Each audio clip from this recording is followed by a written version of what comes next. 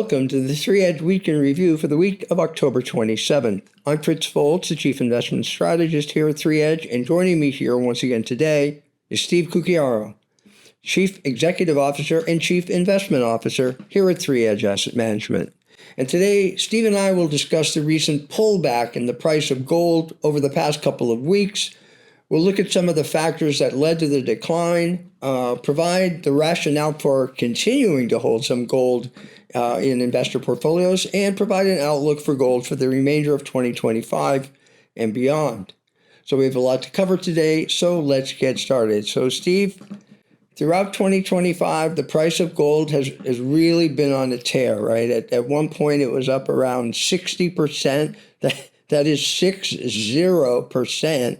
And then over the past 2 weeks, come down some from those levels. So perhaps you could describe the recent correction in the price of gold over the past couple of weeks and what we might take away from it, if anything.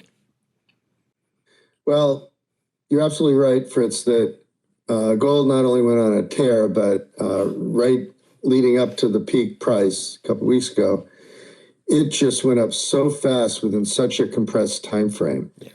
And in our modeling, we model valuation factors, we model many economic factors, we also model behavioral factors.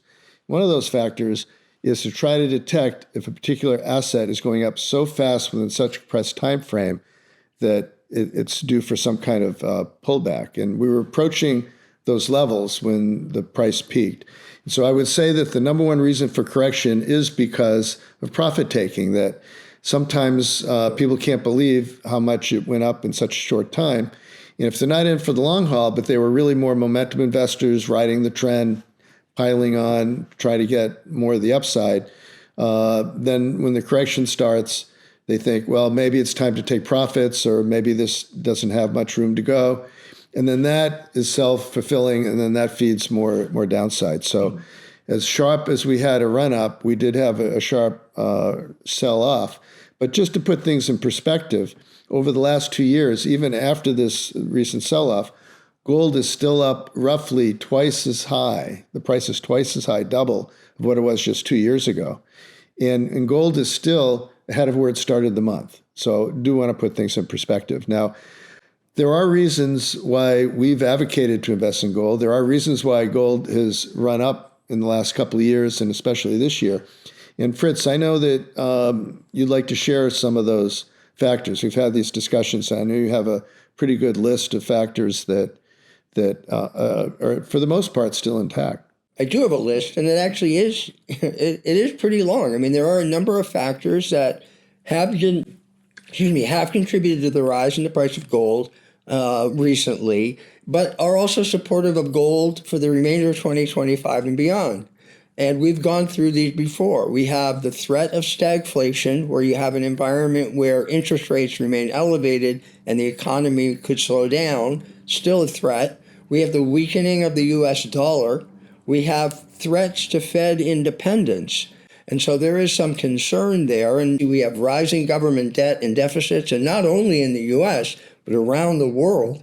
And I think one thing that, particularly over the last couple of years, has been important is this idea of foreign central banks buying gold, swapping out of U.S. treasuries and taking instead positions in gold because it delinks them from the dollar. And importantly, for those non-aligned nations, it protects them from the potential for the U.S. to potentially freeze their assets at some point. So that's a great point. It's a very robust list. And those things are still all intact. So I think maybe if you could take over here and just how should then investors, after their last couple of weeks where we've seen it take a hit, how should investors think about positioning gold in their portfolios now? Yeah. Well, if I think about past bull markets in gold that lasted many years, we did have some serious corrections along the way. I remember in the bull market from 1972 up to 1980, it was tremendous gain in gold over those 8 years. But along the way, we had some 10, 20, 30, even 40% corrections before it kept going up. So we, in our modeling research, don't believe this is the time to be at your maximum allocation to gold. And as many of you know, a couple of weeks ago or several days ago, we did rebalance our gold portfolios back to target and even lower the target a bit because we were approaching that overbought condition. So we think in the short term, it's prudent to be quite cautious that these profit-taking downturns can have some life to them, and maybe gold at best goes sideways for a while or even continues to correct. On the other hand, with all the research we've done over the years, we think we would consider it malpractice not to have a certain amount of gold in your portfolio at all times.